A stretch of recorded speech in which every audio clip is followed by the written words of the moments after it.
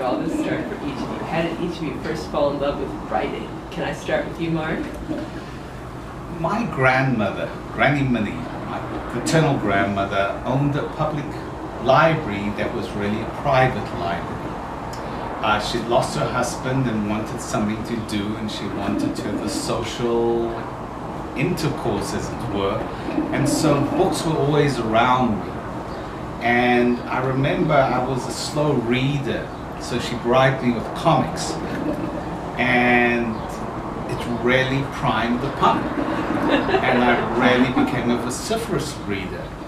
And then one day I asked my father, Dad, how did World War II start? And he was a busy man, so he reached up in his study and got Winds of War by Herman Wouk. And I was a real young kid and said, like, read this book.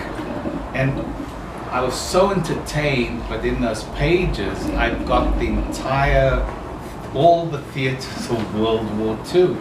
And so the whole historical fiction thing I just fell in love with, because I could be entertained and learn a lot. And so I pursued Wouk's, and even our South Africa's Wilbur Smith and others I just found as a wonderful work. But then, so I was always highly literate, if you will, or literary, but life got in the way.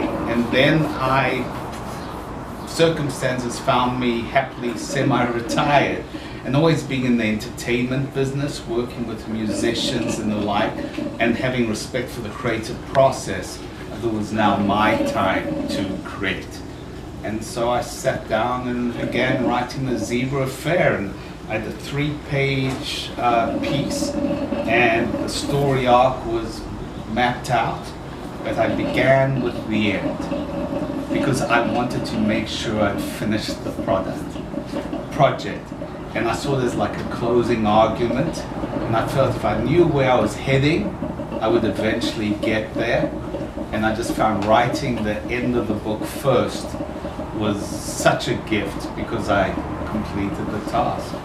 This is great. And Jack, I'm going to ask you the same exact question. How did you first fall in love with books and reading?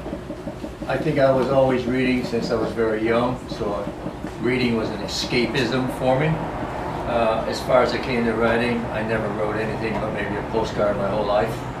And what I did, because I lived in Europe most of my life, I wrote about 10 or 15 pages of what my life was like, and I was going to send it to my aunt so she'd have an understanding of what I've been doing. And I sent these pages to her. I told her I was going to send them, and she wrote back and said, "Do not send them. I will not read them. I'm not interested." So I left it, and a couple of years, actually 3 years later, these 10, 12 pages were still in the computer. I looked at them and I thought, maybe I can do something with this, and this autobiography came about. I liked that process. I then immediately wrote another fictional book, and after that, now I actually feel like I'm not doing something if I'm not writing something every day. That's interesting, because every writer I know knows